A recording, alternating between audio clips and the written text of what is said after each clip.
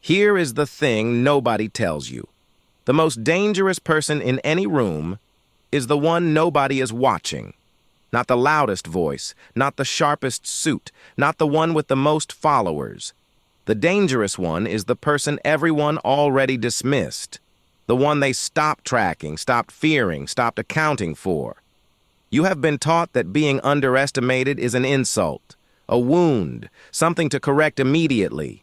It isn't. It is a weapon, one of the most effective weapons available to a disciplined mind. Today we talk about exactly how it works, and why chasing visible status is a tax the truly strategic refuse to pay. In the 5th century BCE, a Wu general faced an army 3 times his size. He did something every observer read as cowardice. He retreated. He sent his weakest units forward. He ceded ground without a fight. The opposing commanders laughed. They advanced without caution. They stopped calculating. And that was the moment the trap closed.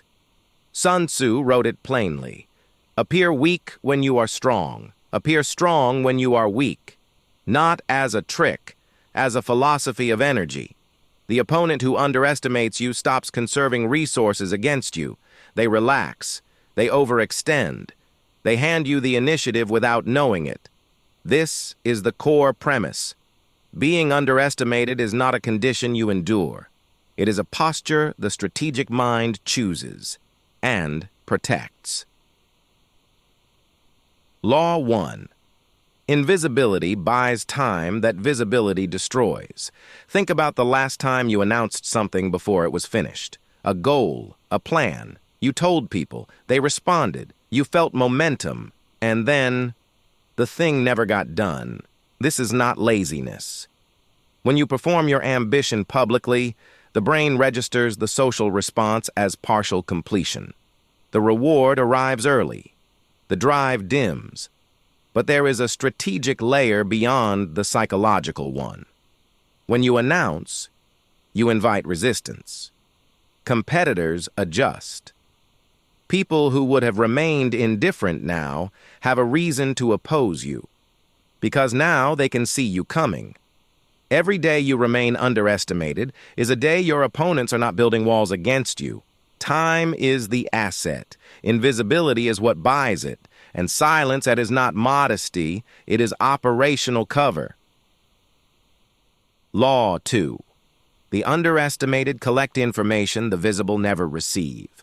When people think you don't matter, they stop performing for you. In every room, people run a calculation.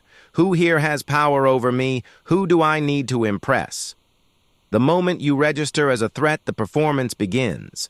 You start seeing masks instead of faces.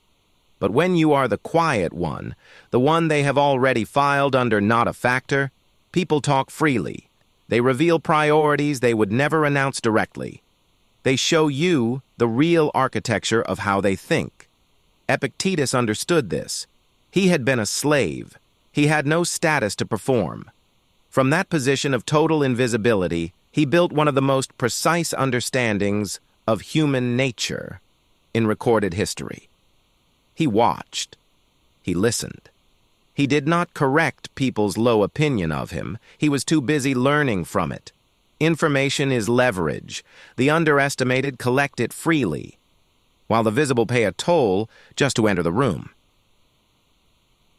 Law 3. Chasing visible status is a tax, and it compounds. Every signal of status requires maintenance. The image, the title, the performance of success, none of it is static. It demands constant energy, constant vigilance, constant anxiety about whether the image is holding. And the higher you build it, the more expensive it gets. Marcus Aurelius, the most powerful man in the known world, wrote in his private journal about the absurdity of craving applause from men whose opinions he did not respect. He called reputation a thing that belongs to others. He actively resisted the pull of status, not out of performative humility, but because he understood the arithmetic. Every unit of energy spent managing your image is a unit not spent building actual capability. The gap between appearing capable and being capable, that is where the disciplined accumulate their real advantage. Status is a loan. The interest rate is your focus. The disciplined don't borrow. Law 4. Being underestimated reveals who your real opponents are. When you present yourself as non-threatening, you run a filter. The people who treat you with contempt because of your apparent position, they have just told you everything. They have shown you that their respect is conditional on your status, not your character. You now know who operates on hierarchy and who operates on principle. The person who respects you when you appear to have nothing, that is the alliance worth building. That is the one that holds under pressure. The person who dismissed you, you now know their blind spot. Sun Tzu's generals used feigned retreat not just to draw the enemy forward, but to observe how they moved when they believed they had already won. The moment of false victory is the moment of maximum revelation. Let them think they've won the room. Watch what they do next. That intelligence is worth more than the credit you didn't take. Law 5. The element of surprise is only available to those who haven't shown their hand. When your opponent cannot predict your next move, they must prepare for all possibilities. That defensive posture is exhausting. It fragments attention. It forces conservative play. The moment you become fully legible, the moment your ambitions and capabilities are understood, you lose that leverage entirely. Your opponents can now optimize specifically against you. This is why the most effective long-term operators maintain deliberate zones of opacity.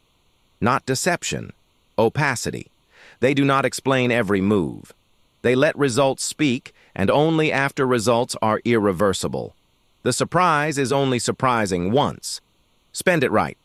You can only spend it if you still have it. Every premature announcement, every performance of progress before the work is complete, that is you spending the surprise early for a small return when the real moment is still ahead. Patience is the mechanism. But the fuel for patience is not caring what they think of you right now. Now here is the reframe that changes how all of this lands.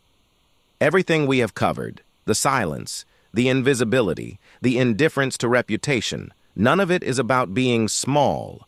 None of it is about accepting less. It is a ruthless optimization for what actually produces power, capability, clarity, and the element of surprise.